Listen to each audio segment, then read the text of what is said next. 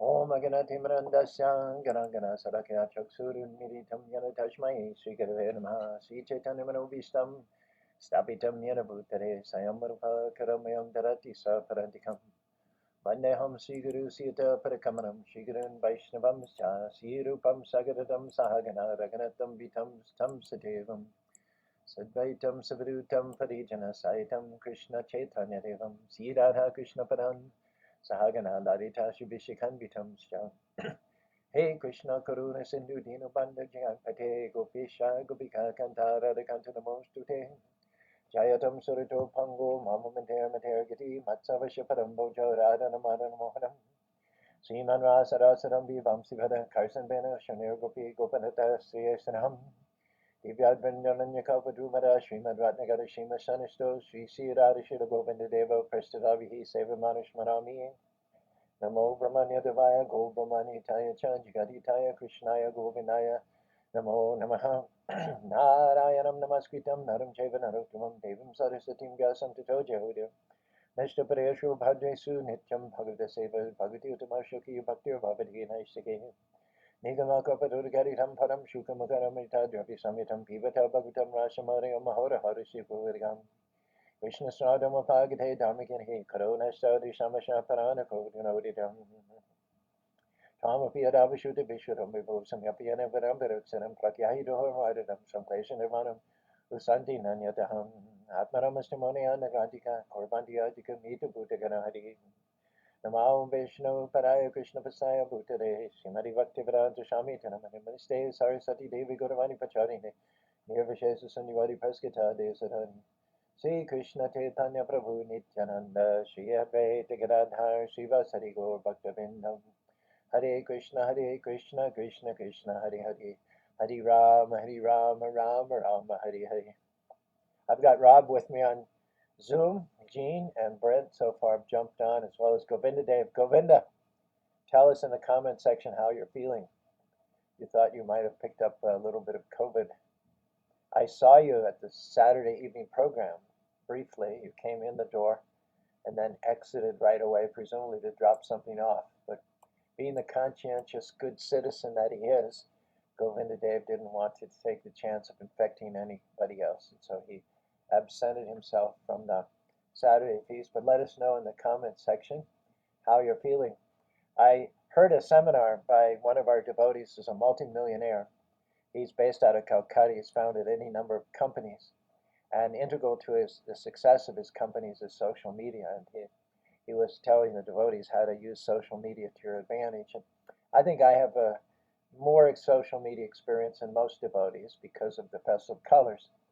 But again, he was emphasizing the point that what we're doing when we want to increase our audience in social media is we're basically relying on AI, we're relying on artificial intelligence. And so artificial intelligence, the main thing it picks up on is the interactivity, is the traffic, how much energy, how much is going on for any given site. So um, anytime you have any thought at all, just go ahead and put it in the comments section there. I asked Govinda how he's feeling. He responded, feeling fine. After the show is over, I'll reply to him. He may reply to me. And all that, as unlike as it may seem, all that back and forth is going to result in more people intersecting our classes and stumbling upon Krishna consciousness. So go ahead and be voluble in your comments. Hit your likes and your stars and your stuff, and even be controversial if you like, because it's all about involving people, as many people as possible, and we don't have to worry about a biased, prejudiced uh, living being somewhere behind the scenes choosing what to promote or what not to promote, because AI, artificial intelligence, is totally impartial. In fact, the more you stir things up, of course, you don't want to violate any pre existing guidelines, but the more you stir things up and the more you go back and forth and the more people get excited, then the more wide your reach becomes. So, by all means, don't be shy. Go ahead and jump in at any time with your comments. And I'm going to ask Rob also to give us a word of wisdom before we launch here today. Are you there, Rob? Yes, Prabhuji. Um, Well, I like the wisdom of the sages. Makeover Monday. It's a new week. It's a new week to do better, to learn more, to renew our spiritual practice and our devotional service. Makeover Monday. I'll have to take note of that. If you haven't heard the Wisdom of the Sage, I highly recommend it. Very, very relevant. The discussions are very relevant, very down to earth, pertinent, I think, to just about anybody. I should mention also that Ram Kishore and I, as well as Govinda Dev, participated in the North American Leadership Conference over the weekend. And I was delighted to see Ram Kishore involved there, man of many talents, Govinda Dev. I was on the Relevance Committee. We gave a presentation on Saturday, I believe it was sometime around 11 and noon or so. Um, it was quite successful. We got a lot of more people to join our committee to make ISKCON as relevant as possible, individually and collectively. And we meet every Wednesdays on Zoom um, through Nitya Kisore's Zoom connection at 6 o'clock Utah time, 8 o'clock Eastern time. So if anybody's interested in working on upgrading the relevance of ISKCON, then by all means, you're welcome to join our relevance committee. There's some great souls on there, like Krishnadas Kaviraj, Namarita, of course, Anutama Prabhu, and Nritya Kisori, as well as yours truly. Ram Kishore says it was an ecstatic conference, very, very enlivening. I found it so as well. Anjali says wisdom of the sages is awesome, and Anjali is a perfect example of what we're talking about, because she says she picks up on my invitation to jump in with comments, and right away she says, "Jump in with comments. That's good." So she's commented on my invitation to jump in with comments. So she's off and running, and that's going to result in a wider reach. Randy, good morning. Nice to see you. Always great to see Randy on board. Bye, Bobby. Let me know if the sound's okay. My Bobby was urging me to tweak the sound, so I've done a couple of things, increased the input volume, sat closer to the microphone. So hopefully we're coming in loud and clear. Let me know if we're not. Gene, good morning again, Brent. I think this is the fifth time we're revisiting this verse.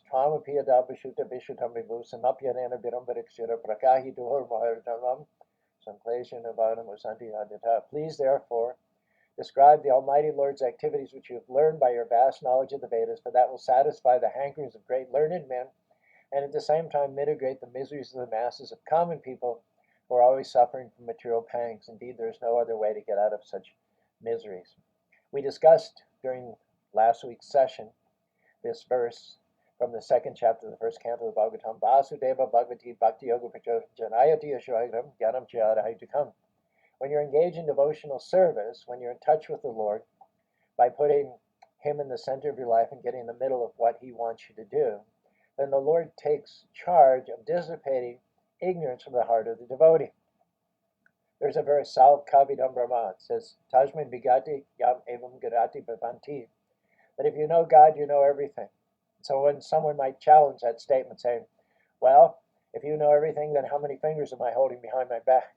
Well, knowing everything doesn't necessarily mean knowing everything, all the trivia and bric-a-brac that's out there.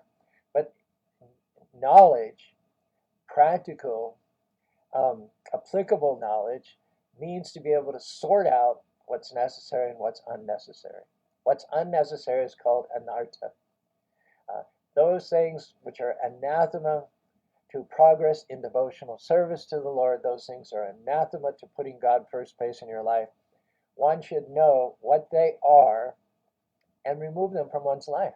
A lot of people balk at adding chanting of Hare Krishna, associating with devotees, attending the Sunday feast.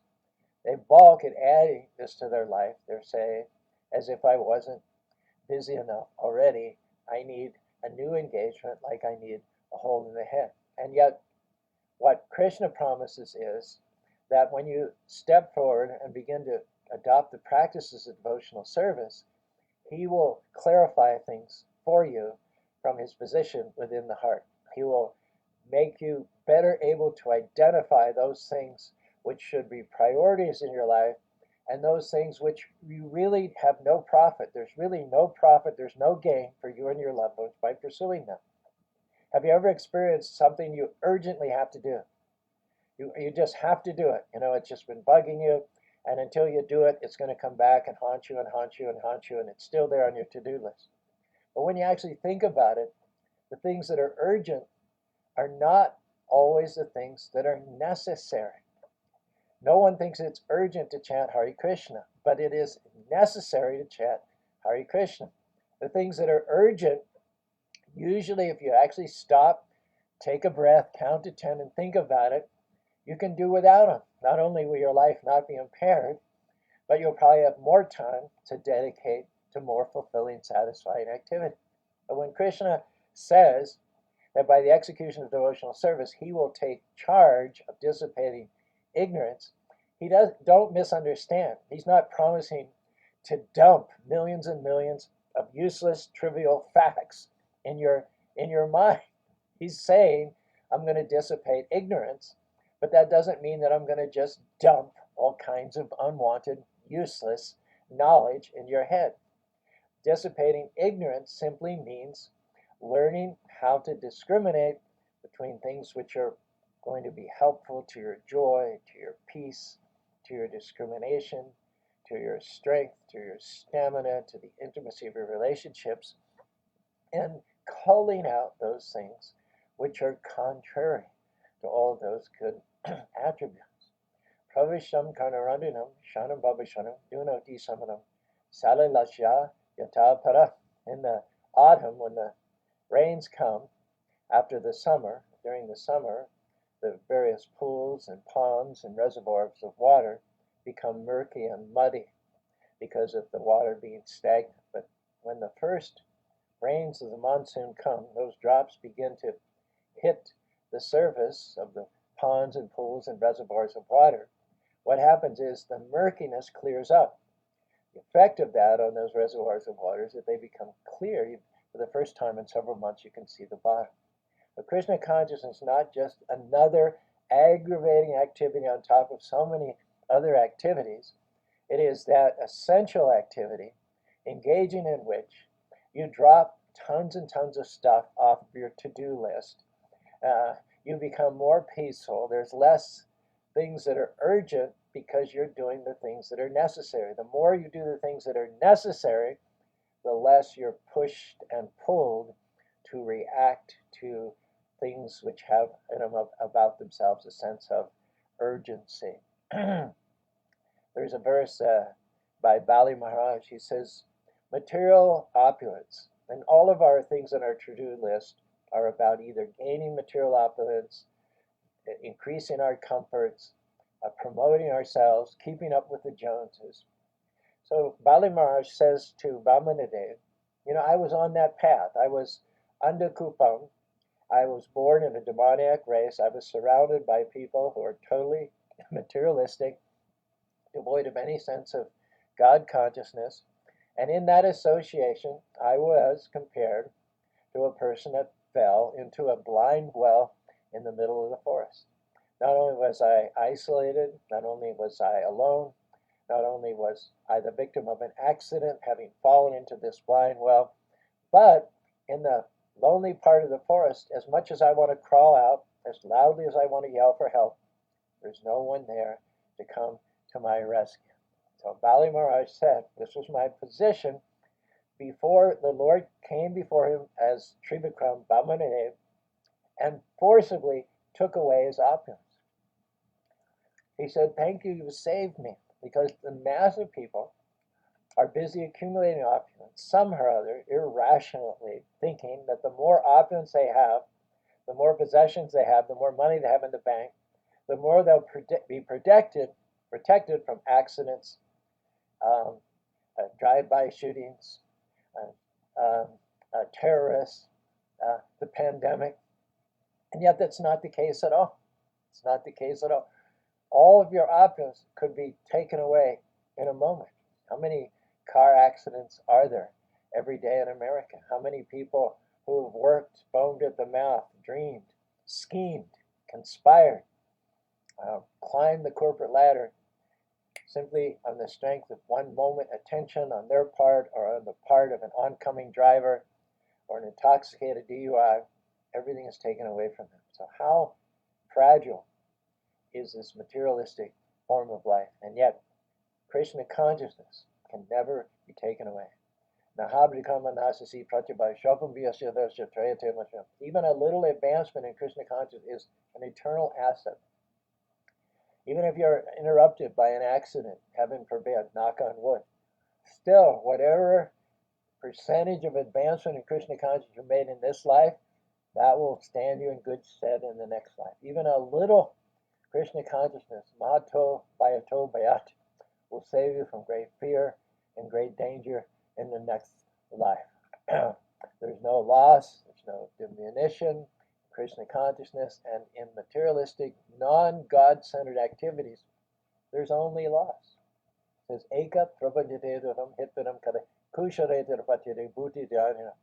No matter how wealthy one is, one loses everything at the time of death. And the crimes, the money that one has earned from the crimes that one committed to get wealthy, to get opulence, that money, is the money with which one purchases one's ticket to hell. That is the purchase price of the ticket to a hellish life next time around.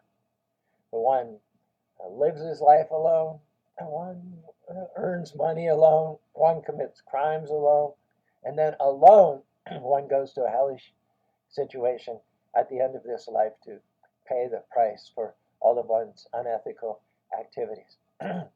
When a devotee is blessed by the Lord from within the heart with clarity of vision, with focus, with the ability to prioritize, his life becomes so much simpler, less cluttered, free from stress.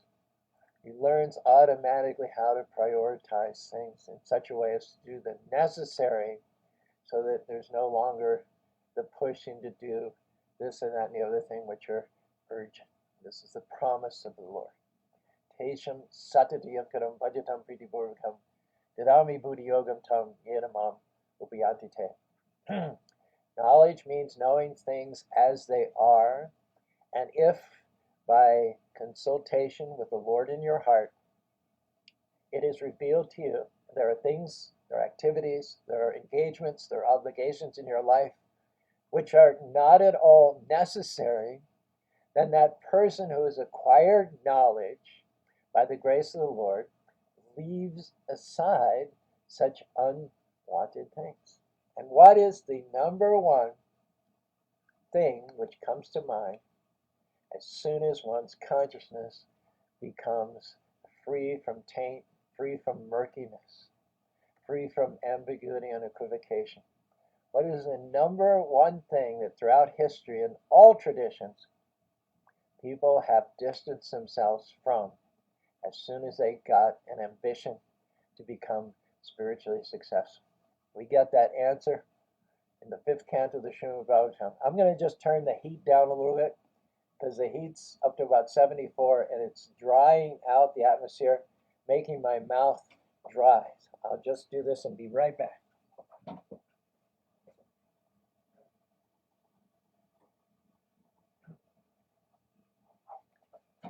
All right, we got it dropping down to 65, so I'll be able to get a little moisture in my mouth as I'm talking. Last night, Jai Krishna had a bagpipe engagement, and he had told me he would be late for the initial kirtan, but he would arrive by arti. So I sat down, I did the initial sit-down harmonium kirtan, then I give a half-an-hour lecture, and strung the lecture on. I added a few extra minutes to the lecture because Jai Krishna hadn't yet appeared, and finally I couldn't extend the lecture anymore, and I went ahead and led the arti, and then my Baba gave the announcements, and I led the Nrsimha prayers. And of course, it's always ecstatic when Krishna loads you up with service, but it was a lot. It was a lot. And so this morning I'm kind of prone to drying up. My throat was a little overused last night, so trying to get a bit of a little more precipitation in the atmosphere here. Rishabh tells us he's retired, going to the forest to execute Krishna consciousness. He's passing and the kingdom on to his sons. He's dividing the kingdom up amongst his sons, and he's giving them advice, and he's telling them the number one thing to watch out for in this material world. Pumsam Sriya Mituni Bhav Metam Tayor Mito Ridyaganti Mahu Ato Chetra Shutaptavitir Janasha Maham Aham Mameti. He says to them, based on his experience, the number one anartha, the number one thing which is unnecessary for spiritual life, the number one thing which creates stress, tension, even is the cause of most crimes, most gross transgressions of simple moral laws, is the attraction between the male and the female. Shavdev says this is the basic principle of material existence. Pumsam Sriya Mituni Bhav Etam. If someone's in prison, their freedom is restricted, quite obviously, by the bars, by the handcuffs, by the walls around the prison with barbed wire, by the guards in the towers with guns. All of these obvious surrounding, encompassing factors make it clear that a person is limited in what they can do. Incarceration. And yet in the material world, the main shackle is invisible. It is the shackle of the attraction between a man and a woman. It is those invisible shackles which cause us to run here and there, pursuing all kinds of activities which are unnecessary for being successful in spiritual life. Elephant is deemed the most powerful animal in the jungle. Although the lion is called the king of the jungle, actually there isn't a lion in existence that can beat an elephant in a fight. And yet the male elephant is very easily captured and killed. The poachers, the male elephant hunters who want to kill the male for the ivory of their tusks, train a female elephant, and she appears before the male elephant and saunters alluringly. The male elephant, especially when he's in heat, he immediately becomes blinded by lust, and he follows her through the narrow jungle trails. And what has happened is that the poachers have built a pit with stakes, sharp stakes coming up at the bottom of that pit, which would impale and kill anything that falls into that pit.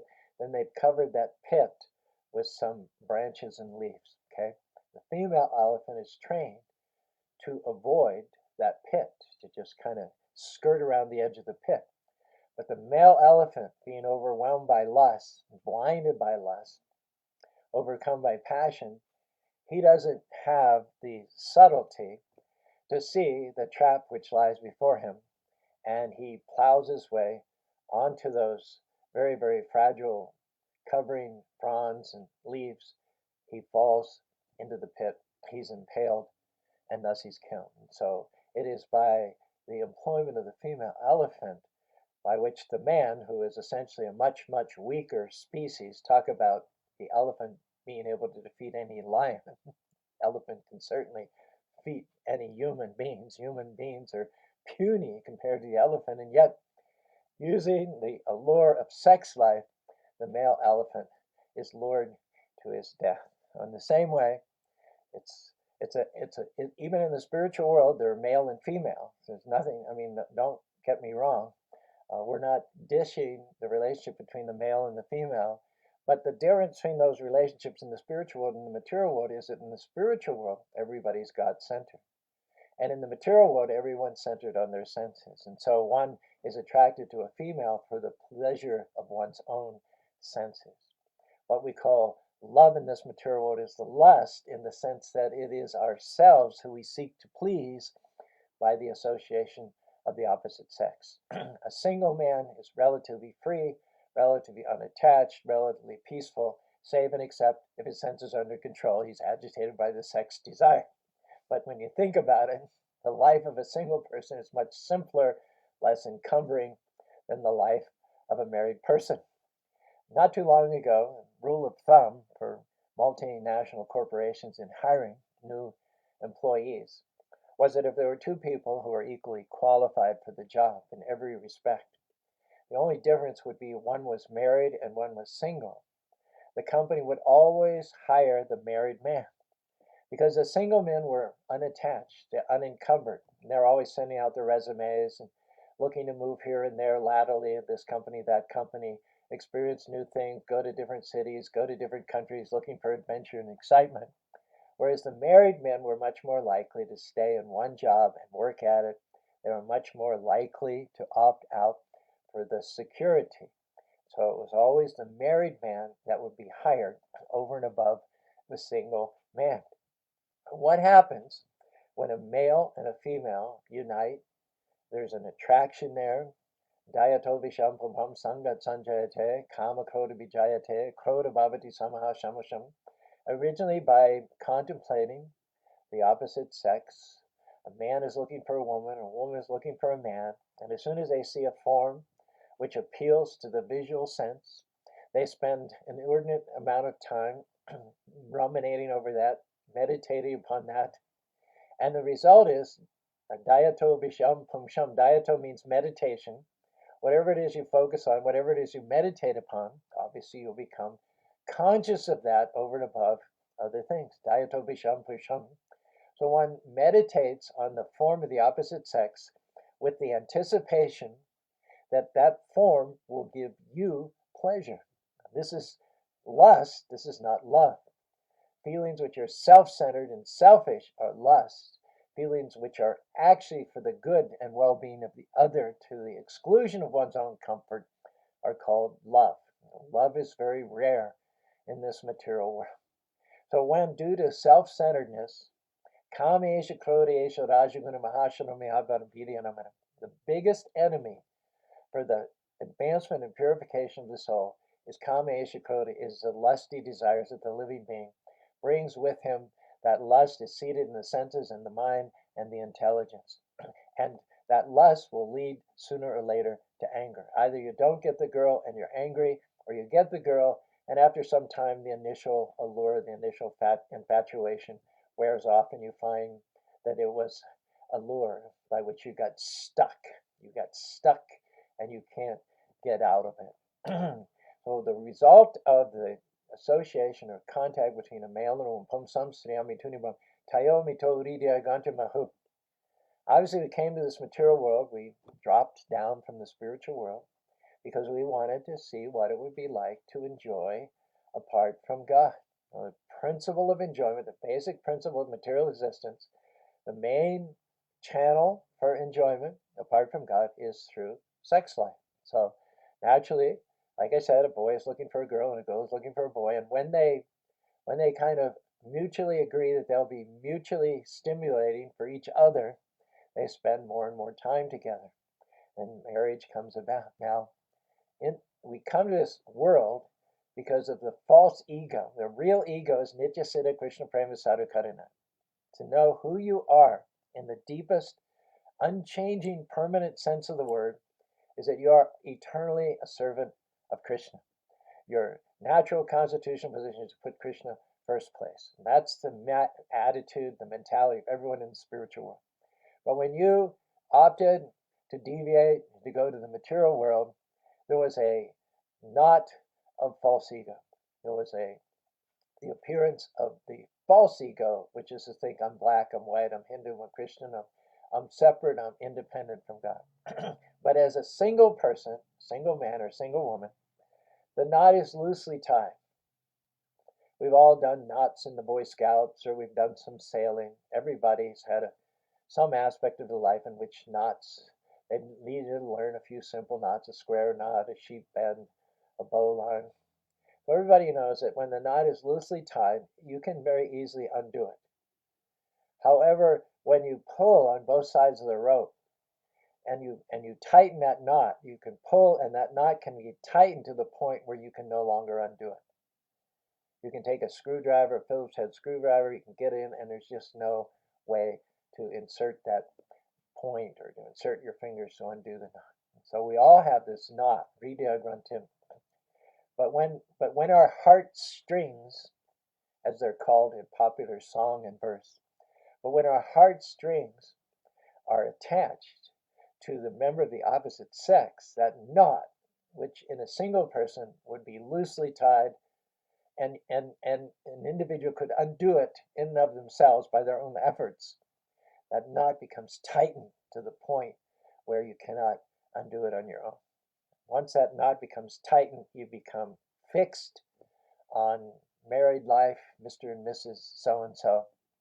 Then what happens is the influence of the Stree, the woman, is that you begin to expand your interests. Your consciousness no longer aspires to rise high into the spiritual sky, but you're grounded, not in a positive sense, but in a negative sense.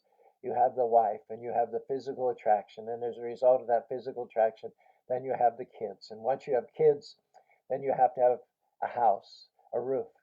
They say the biggest jump in terms of raising a family is between 2 and 3 kids.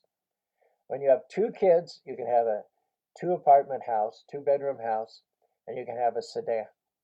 But it's a big decision economically when you go to 3 kids, because then you have to go to spend another $100,000 or $200,000 to get a house, which will accommodate a family of 5 plus, and you can no longer drive a cheap economy sedan, 2-door, 4-seat car, but you have to go to a minivan. So you have to expand your income in order to pay for increased housing and increased transportation. You have to be obliged to your boss and your company. If you own your own business, it's even more demanding. You don't get to clock out at 5 o'clock anymore and clock in at 9 o'clock. It can take huge swaths of your time without your being realized at it. And the result is that your conscience goes down in terms of children, housing, transportation, businesses, land, wealth, and even charities, even the charities to which one can commit it. All of that thing can result in one's being deluded. People who are engaged in family life always speak in terms of I and mine. Janisha maham aham mameti. By listening, you can tell who is unnaturally attached to family life by how many times they say I and mine. The ideal nomenclature is Krishna and Krishnas, or God and gods. How can I serve God and how can I honor God with his property? But in forgetfulness of God, one thinks pretty much exclusively in terms of I and mine. And that whole phenomenon, that whole generation, that whole rubbing results in an enhanced sense of egoism, a very sharp sense of myself, a sense that this is mine. I worked hard for this by the sweat of my brow. I earned this. And then those areas of engagement often expand even further to various political, altruistic, philanthropic, and many other engagements, which may not be bad in and of themselves, but the overall effect is that you're totally engaged in things which will be vanished in the course of time. Like the foam of sea waves, they last only a short period of time, they're prominent for only a short window of time, and then the next moment they vanish as quickly as a cloud in the sky. That's a nice example which is given by Krishna. Tasya tasya janonanam nayam bhairavitram kalyamano pibadano bhayariva shadushkanam. Just like the cloud doesn't know the influence of the wind.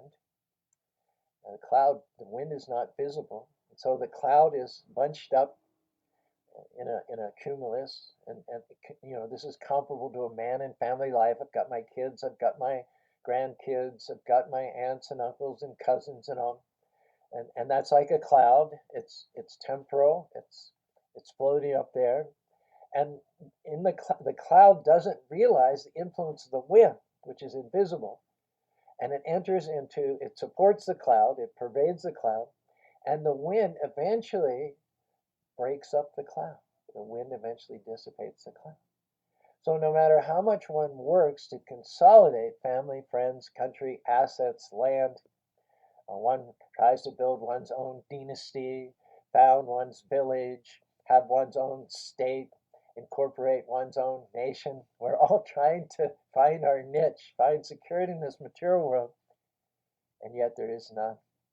There is no security in this material world. Our hopes are doomed from the very, very beginning. It says, Yam yam arta upadate dukena shedaveda. Arta.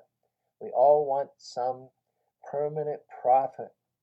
We want to build up stockpile, some permanent profit. Somewhere in the back of our mind, we think that if we can accumulate enough material assets, we'll be protected, buffered from cruel death when it comes.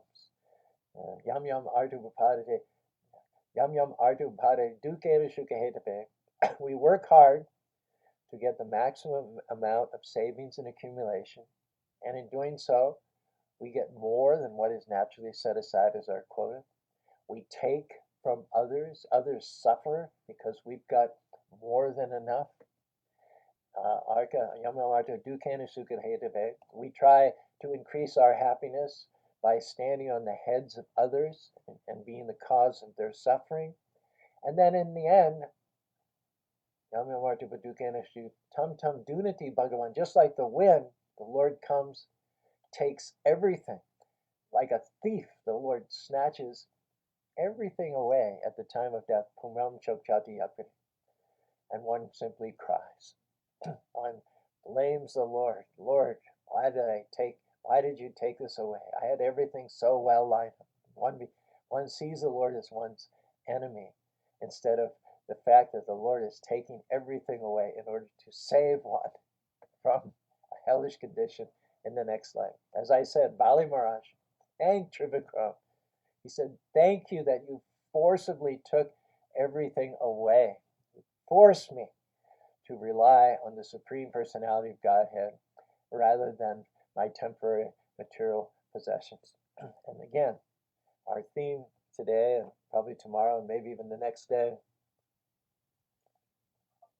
there is no attachment more binding than the infatuation and bondage which accrue to a man from attachment to a woman or from the attachment of a woman to a man.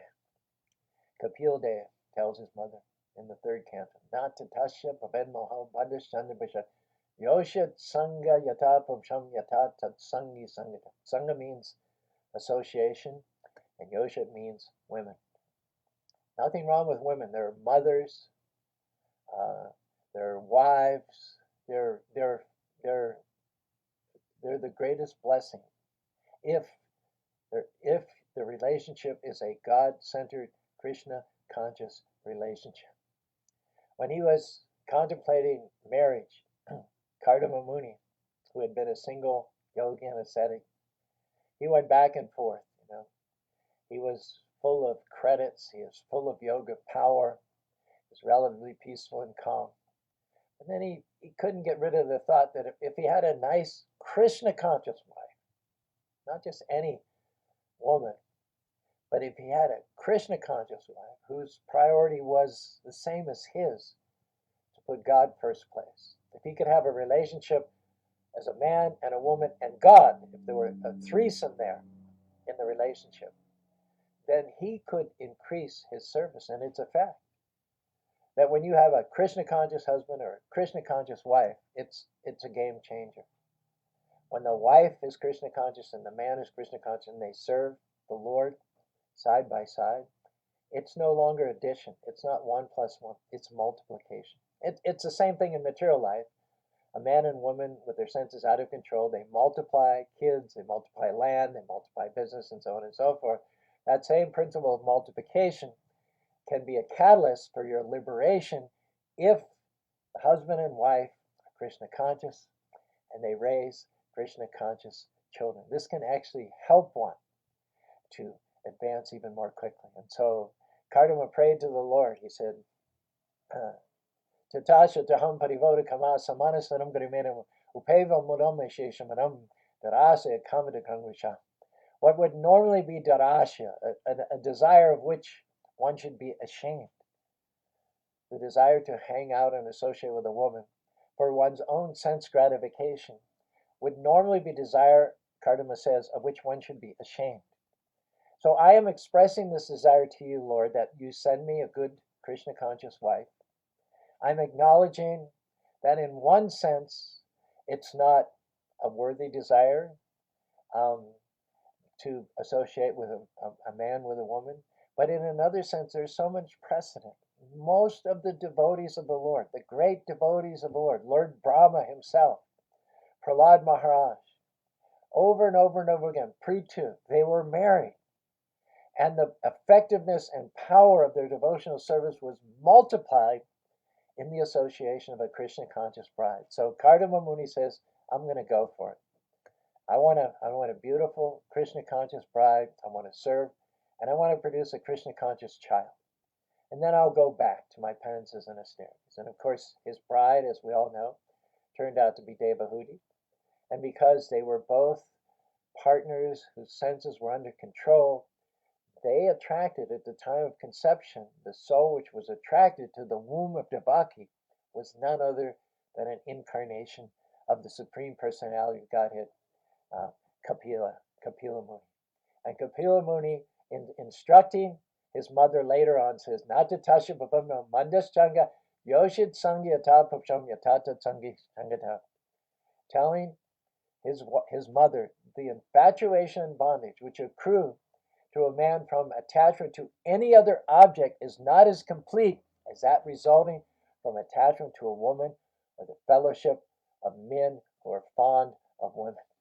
And it's granted there are many reasons for our conditioned life in this material world, but the topmost of all such causes is the association of woman by a man who's lusty to fulfill the appetites of his senses. And in Kali Yuga, this feature is extremely prominent. We have free intermingling in our society of men and women. If a person wants to purchase something, there are billboards, there are television ads, there are magazine spreads, every one of which, practically without exception, uses the image of a beautiful woman in order to sell that product. So it's to be concluded that the psychological attraction for women is especially great, especially out of control in this Kali Yuga winter season of quarrel and hypocrisy. And I think you'll all agree with me that as a result, people are very slack in spiritual understanding. They're bereft, they're bankrupt, they're lazy, they're short lived, they're irregulated, and they are particularly slow and dull to take up spiritual life. Now, the Vedic civilization, in contrast, was based on spiritual understanding, and so therefore it arranged association between men and women very, very cautiously. We'll talk more about how that whole area was approached scientifically, rigorously, and consciously, not to ban marriage, or not to eradicate marriage, or not to dry up the species or the propagation of the species, but to have marriage, to have children, to have family relationships, but to have it all on the purified basis of God centeredness. That is what the Varna and Ashrama system was originally meant to accomplish, recognizing that out of 1,000 people, 999 are going to get married. That's what we came here for, after all. So, how to get married, how to fulfill those material desires under restriction in a scientific way so that we can fulfill those desires, get them out of our system in such a way as to purify us and produce God conscious progeny, good citizens, good devotees. At the end of that, go back to home, back to God. More on that tomorrow when we'll revisit this verse for what I think will be the 6th time. Thank you very much. Jean, Brent, go ahead and put anything in the comments.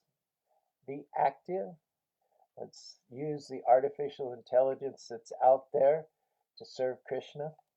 Thank you, Anjali, Dandavat. Bye, Bobby. I hope the sound was okay today. Govinda Dev says he's feeling fine. Mild symptoms, exactly like a cold. That's good to hear. I'm glad that you're not getting it severely. Randy, Hari Krishna, Govinda. Ram Kishore advises Govinda Dev take lots of rest. Also, I remember Ram Kishore posting in December. He's vaccinated, he's had his booster, and so it wasn't very severe for him. He was just tired for a few days.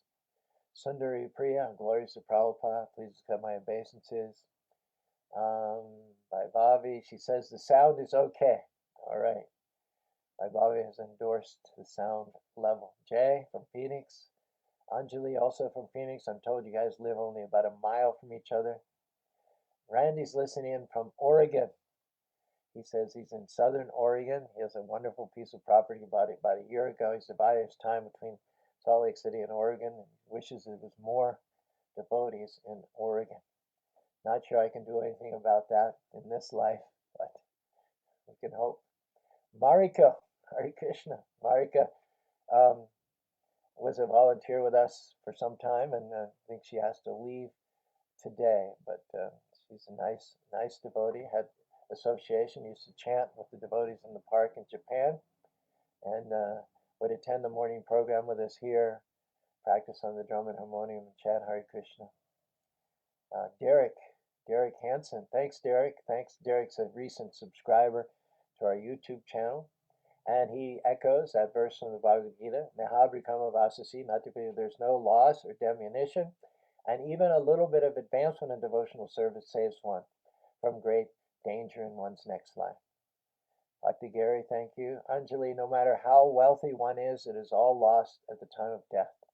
Any accident, and there's so many accidents, people driving 80, 85 miles an hour on the freeway. Many people under the influence of drugs or alcohol or depression or low self-esteem. It's very dangerous out there. Everything could be taken away at a moment. But devotional service can never be taken away, no matter what the circumstances. Ramnath, Hari Krishna. Thank you for joining us, Ramnath. Sachi, also, thank you. Bhai Bobby says, not to be unbalanced. I talked about using beautiful women to sell products. Bhai Bobby reminds us that handsome guys are also used to sell products as well. Yes. Jai C. Radhe, thank you. Thank you, Ram Kishore. All right. Who else do we have this new sound? A lot of comments. Yeah, we're really smoking as far as the comments are. That's great. Yes, Govinda says, how much time and energy is uselessly squandered in sexual infatuation? I have a story, but we're over time today, so I'll start tomorrow with this story. It's a good story. You'll like it. It'll be an extra reason for you to join us tomorrow morning at 7:30 Utah time for Transcendental Tuesday. In the meantime, keep chanting Hare Krishna. Rob, I know Rob has some experiences in this area recently. Do you want to share, or is it just too painful, Rob? No, I can share, Prabhuji. I've found that having relationships that are not Krishna conscious can be very miserable, and they can drag you down, they can weigh you down, they can stymie your spiritual progress. And I'm trying to crawl my way back out of that experience. But that being said, I do have the opportunity to teach Krishna consciousness to my son, and to hopefully raise him in a way that he is more or less fallen than I am, and he has a better opportunity to have Krishna consciousness in his life as he grows up, and hopefully not make the same mistakes I did. But if he does, at least I have the experience to share with him to help him through that. You have all the tools that you need to guide him in the right direction and give him the best advice for his life. And you got those tools. It wasn't in a happy way. It wasn't in a comfortable way, but that's what Krishna. Sometimes we have to get burned. We have to touch the fire. We have to get burned because then we can explain what it's like very convincingly to somebody else. And so I wish you all success. Kel is a wonderful boy, and I think there's every chance of him becoming a great pure devotee of the Lord. And he's got the right mentor and guide in you. So thank you for sharing, Rob. Appreciate that. And Thank you, thanks, Prabhuji. Haribo. And thanks everyone for joining. We'll be back with more, not surprisingly, more on this subject matter tomorrow, Transcendental Tuesday. Hare Krishna, Hare Krishna. Krishna Krishna, Hare Hare, Hare Rama, Hare Rama, Rama Rama, Hare